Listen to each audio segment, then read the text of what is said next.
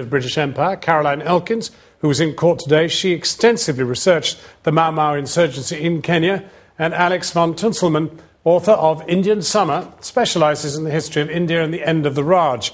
But, I mean, this was, when it came out in 2005, an absolutely shocking account of what the Brits got up to. I mean, it was effectively a running of regimes of concentration camps.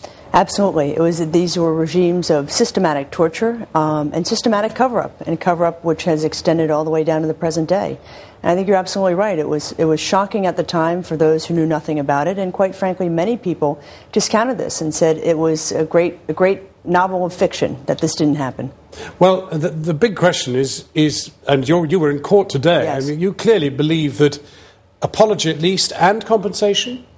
Absolutely apology, no question about it. In terms of compensation, you know, this is what the claimants are asking for. This is how they're seeking justice. And if this is what they want, then this is certainly what they should be given. You've written on the end of empire in the Indian subcontinent. And, of course, David Cameron was in Pakistan only this week, actually apologising for what we'd done to bring about the Kashmiri crisis. Yes, which was kind of an interesting point because, in fact, Kashmir is a very complicated issue that's really a lot of people are responsible for, and actually Britain probably isn't the most responsible party in that particular one. Believe me, there's no shortage of things the British Empire could apologise for, but perhaps that's a slightly left field one to pick. But do you leave your studies of the Raj feeling, my goodness, we should be apologising for some of these things? Well, I think it's a question not necessarily. I mean, history for me isn't just a blame game. It's not necessarily just about going through and trying to find who's done what wrong. It's a more complicated question than that. For me, I just want to understand the complexity of why things happened, how they happened, and the opinions at the time. And so it's not necessarily about blaming one person or another or people apologising, but it is about engaging with it honestly and understanding why those things came about like they did. And a lot of them are bad. And you suspected something extremely bad and you pursued it. Was it a blame game or was it simply a voyage of discovery?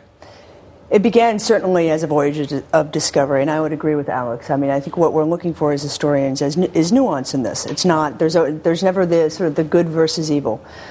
However, if one were to find a case where there was a situation of the British colonial government stating that it was in a particular area, in this case Kenya, for the civilizing mission, for portraying a colonized population as being the ultimate of savages, in this case MauMau, and then behind the scenes devising a system of systematic torture, forced labor, and murder, and then going to enormous efforts in the 1950s to cover it up, and then for the last several decades not releasing mountains of evidence until the 11th and a half hour in a court case, is absolutely incredible. The difficulty is asking people now to say, I'm awfully sorry, and we'll pay up, because, of course, there's virtually nobody alive now who had much to do with it. I think that's right. There are some people alive, but I think it gets at something much... But they were obeying orders. The people who gave the orders are certainly dead. They were obeying orders, but there were also people who refused to follow through on some of this. I think that's important to point out, and gets to Alex's point about nuance. But I think the other point about this is, listen, this is a cautionary tale. If you look around the world today and what's going on in terms of counterinsurgency, I think we have to look very hard at this case and potential other cases that are coming out, because the disclosure of documents is not just related to Kenya, it's related to other parts of the British Empire. Well, but this is the issue, of course. More and more documents are becoming available because all the sort of restriction periods are dying, and also freedom of information is throwing up a lot of stuff. Do you see it as inevitable that today's people will have to apologise or even compensate for the past? Well, I mean, the big question everyone asks is, where does it end? But at the moment, I think actually we can still say, well, where does it start? I mean, there hasn't been much apologising or compensation yet.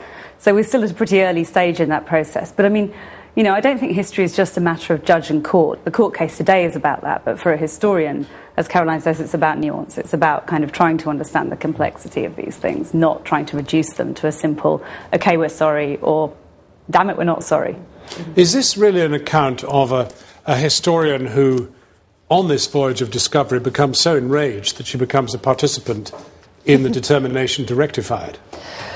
I think this. I think certainly, you know, I think it's a very fair question. Do I become, in effect, a subject of my own work, right, in this?